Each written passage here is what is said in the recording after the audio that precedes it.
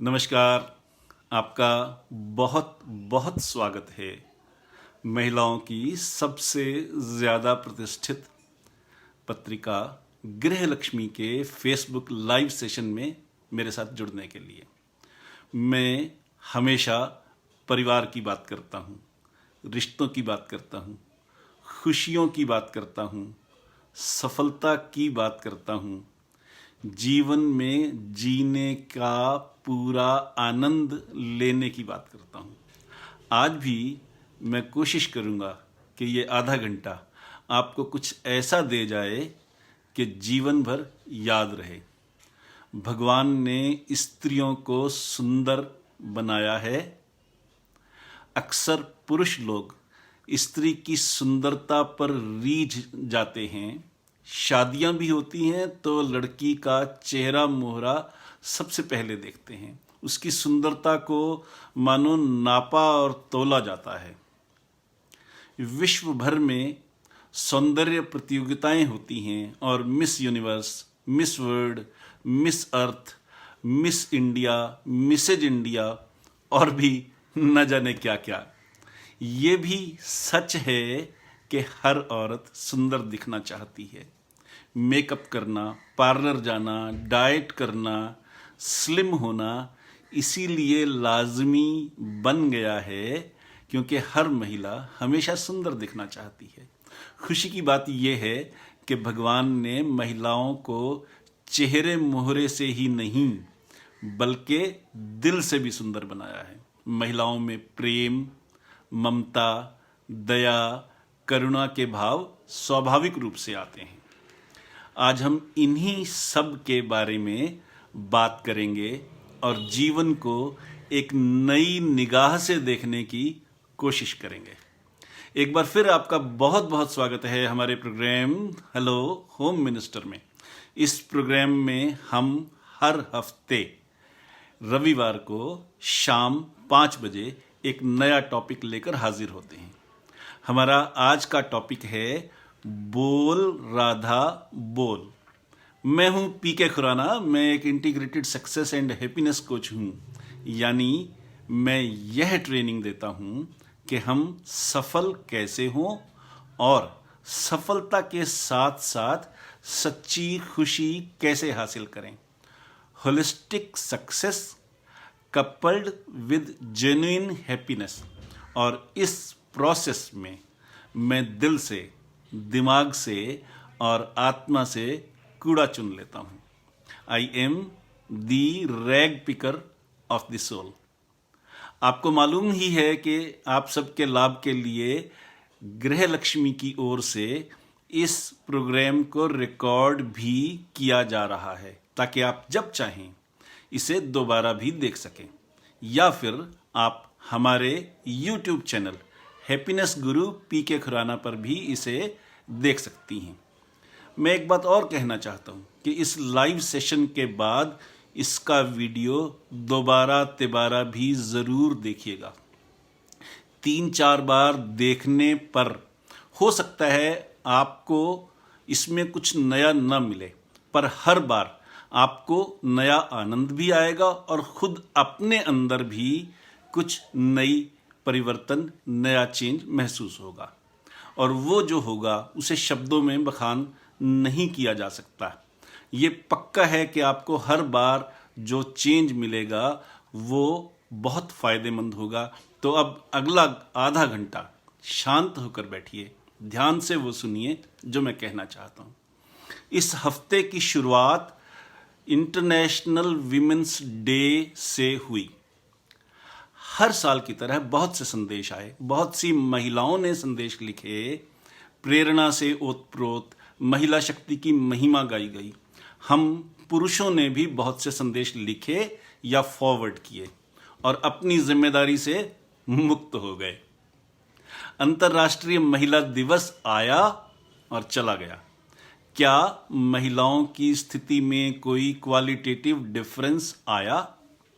क्या उन्हें कोई एडिशनल राहत मिली? छेड़खानी बंद हो गई? रेप बंद हो गए? बच्चियों के घर से बाहर निकलने पर रोक बंद हो गई? ऐसा क्या हुआ जिस पर हम गर्व कर सकें। एक सज्जन ने मुझे किन्हीं मुबारक अली जी की 4 साल पुरानी फेसबुक पोस्ट भेजी, जो हम सब की आंखें खोलने के लिए काफ़ी है। ये पोस्ट है तो 4 साल पुरानी, पर आज भी रेलेवेंट है।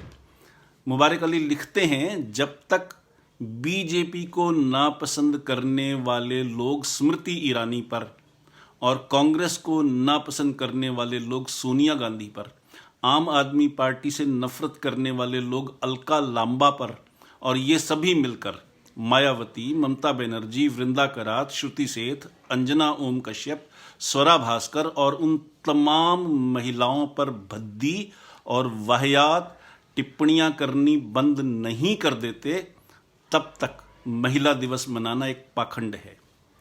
मैं राजनीति की बात नहीं करता, ये राजनीतिक प्लेटफॉर्म भी नहीं है।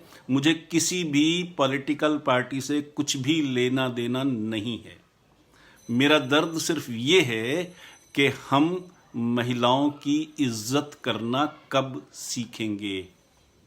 एशिया कप फाइनल में वो खूबसूरत लड़कियां अपनी टीम की प्रशंसक थीं। बंटवारे के वक्त छूटा हुआ माल नहीं। अनुष्का शर्मा का विराट कोहली की कमज़ोर फॉर्म से कोई लेना देना नहीं। हिना रब्बानी खार पाकिस्तान की एक राजनेता हैं, कोई सेक्स ऑब्जेक्ट नहीं है जिसके एवज में कश्मीर सौंपने की घोषणा की जाए। इतना कमज़ोर सेंस ऑफ ह्यूमर लेकर जीने वाले हम लोग महिलाओं को दुर्गा, काली जैसे विशेषण देते हैं, एडजेक्टिव्स देते हैं, तो हंसी भी आती है और दुख भी होता है। भीख में मिला एक दिन नहीं चाहिए हमारे देश की महिलाओं को। सम्मान रोज़मर्रा की ज़िंदगी में हो तभी इफ़ेक्टिव है। एक दिन का शोरगुल सम्मान नहीं, अपमान ज़्यादा है। और अब यह उम्मीद ख़त्म कर देनी चाहिए कि औरत तो बनी ही। स्थिति के अब दूसरे पहलू पर भी गौर करें। यदि हम कोई महिला दिवस मनाना ही चाहते हैं तो हम बंधी बंधाई लीक से हटकर सोचने की कोशिश करनी चाहिए। महिलाओं से ये उम्मीद करना बंद कर देना चाहिए कि वो देवियां हैं और किसी देवी की तरह व्यवहार करेंगी। किसी भी दूसरे इंसान की तरह वो भी इंसान हैं और हमें उनको इसी रूप में एक्सेप्ट करना सीखना होगा। और यह उम्मीद ख़त्म कर देनी चाहिए कि औरत तो बनी ही बलिदानों के लिए है, सेक्रीफाइसेस के लिए है। ये कहना बंद कर दें कि हर सफल आदमी के पीछे कोई औरत होती है। उसके बजाय हम ये देखें कि खुद औरतें भी तो सफल हो रही हैं, हम उनकी सफलताओं का गुणगान करना शुरू करें, बजाय ये कहने के उनके कारण आदमी सफल होते हैं और वो खुद सफल नहीं होती। तो आज के बाद यह कहना बंद करें कि माँ बहुत बलिदान करती है। पुरुष पति और पिता के रूप में हम जिम्मेदारियों के भागीदार बने। उनकी खूबसूरती की प्रशंसा बंद करें और यह स्वीकार करें कि सिर्फ शक्ल सूरत ही खूबसूरत होने के लिए ज़रूरी नहीं है।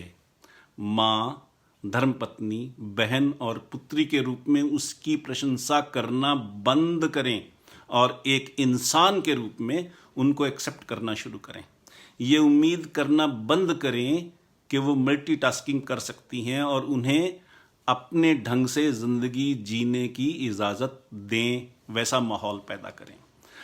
असंभव किस्म के बैलेंसिंग की बात छोड़ें, उनकी लिमिटेशंस को एक्सेप्ट करें, एक इंसान के रूप में उनको एक्सेप्ट करें और पूरी तरह से एक्सेप्ट करें। और यह एक्सेप्ट करें कि हर इंसान की तरह वो भी सोसाइटी का एक उपयोगी अंग हैं और उनका एक इंडिपेंडेंट एग्जिस्टेंस भी है।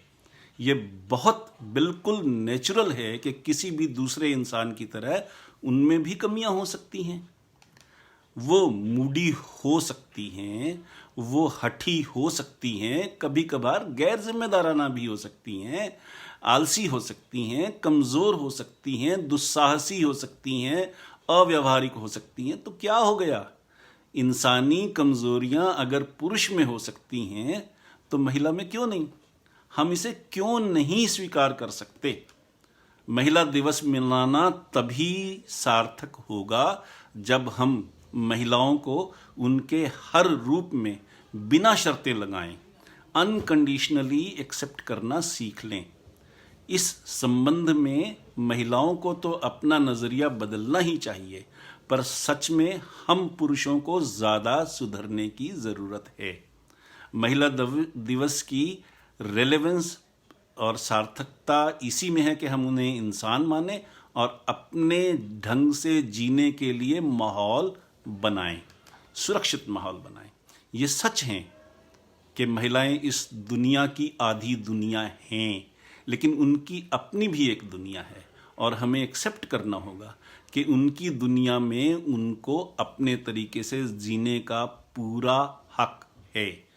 मुझे याद पड़ता है कि भोपाल की रहने वाली 55 साल की उम्र वाली श्रीमती रेखा चोपड़ा मध्य प्रदेश की पहली महिला टूरिस्ट गाइड हैं।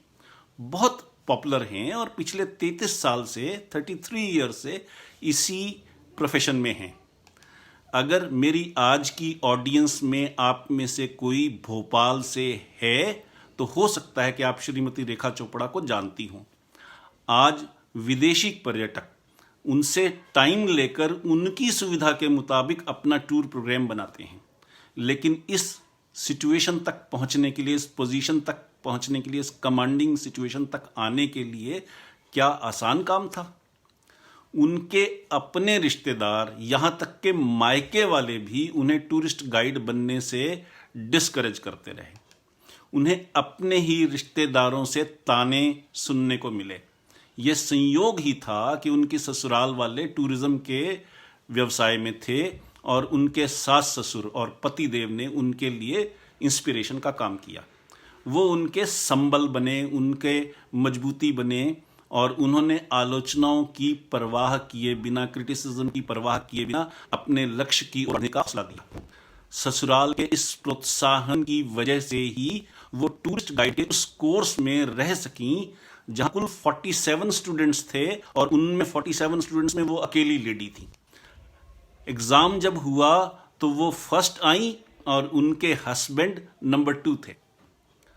पेशे के रूप में जब उन्होंने अपना काम शुरू किया तो उनको इसमें आनंद आने लगा और बातचीत के उनके तरीके ने, उनके लहजे ने उनके ज्ञान लोकप्रियता बढ़ाई। बाद में उन्होंने कई और लैंग्वेजेस भी सीखी और अपने काम में और ज्यादा प्रोफिशिएंट होती चली गई। ऐसी महिला लुइस निकलसन ने जब फोर्ब्स इंडिया में उनका जिक्र किया तो सारे संसार ने उनको जानना पहचानना शुरू किया। इससे उनके करियर को वो उड़ान मिल सकी, इसलिए उन्होंने इतनी मेहनत की थी। उन्हें 2 बार सर्वश्रेष्ठ महिला टूरिस्ट गाइड का अवार्ड भी मिला। रेखा जी बताती हैं कि जब उनका बेटा पैदा हुआ तो उन्हें काम पर जाना छोड़ना पड़ा, तो उन्हें बार बार फोन आए और उन्होंने फिर काम पर जाना शुरू किया। इसका जिक्र करते हुए वो कहती हैं कि उनके बेटे ने मम्मा कहना बाद में सीखा, उससे पहले बाय बाय मां कहना सीखा। श्रीमती रेखा की सक्सेस का ये सफर इसलिए शुरू हो सका क्योंकि उन्हें ताने मारने और डिस्करेज करने वालों के साथ साथ उनके आसपास ऐसे लोग भी थे जो लगातार उनका हौसला बढ़ाते रहे। क्या हम एक सोसाइटी के रूप में ऐसा कर सकते हैं कि सपना वाली हर महिला के लिए उसके पंख बन जाएं ताकि वो सफलता की ऊंची उड़ान भर सके?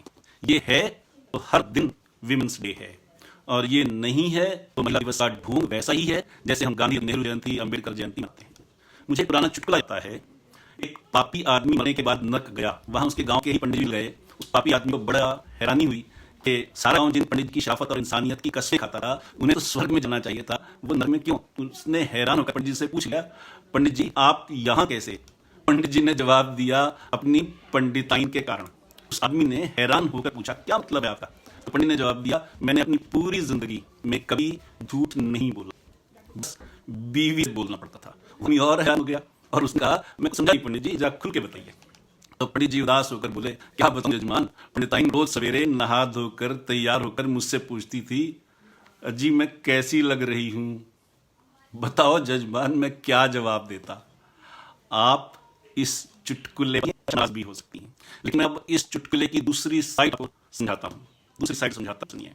वो आदमी जो शादी के समय बहुत स्मार्ट था, सजीला फुर्तीला नौजवान था, बीवी के आगे पीछे घूमता रहता था, उसके नखरे उठाता था, शादी के 20 साल बाद गंजा हो गया, थुलथुल हो गया, आलसी हो गया, थोड़ा अकड़ू भी हो गया। बीवी के आगे पीछे घूमने के बजाय ये उम्मीद करने लगा कि बीवी उसके आगे पीछे घूमे। बीवी फिर भी उससे उतना ही प्यार करती है जितना शादी के समय करती थी। क्यों? क्योंकि दोनों ने मिलकर सुख और दुख के दिन काटे हैं, एक दूसरे के साथ रहे हैं, एक दूसरे का साथ दिया है। पति ने कई बार अपनी पत्नी के सम्मान की खातिर अपने ही परिवार से झगड़ा मोल लिया है और पत्नी के साथ खड़ा रहा है। यहां शरीर की सुंदरता कोई मायने नहीं रखती, यहां विश्वास मायने रखता है, भरोसा मायने रखता है, यह तसल्ली मायने रखती है कि जब भी जरूरत होगी ये एक मोटा थुलथुल आदमी अपनी धर्मपत्नी का साथ देगा, उसके सम्मान की रक्षा करेगा। वहां शरीर की बनावट कुछ भी मायने नहीं रखती, गोरा या काला मायने नहीं रखता, नाटा या लंबा मायने नहीं रखता, बिल्कुल भी मायने नहीं रखता, भरोसा मायने रखता है। फिर मैडम, जो बात आपके पतिदेव पर लागू होती है वो आप पर भी तो उसी तरह से लागू होती ही है। घर चलाने में, बच्चों का ध्यान रखने में, उम्र के साथ साथ अगर आपका वजन बढ़ गया, वो थायराइड के कारण था या वैसे ही बढ़ा, आपके पतिदेव को फर्क नहीं पड़ता।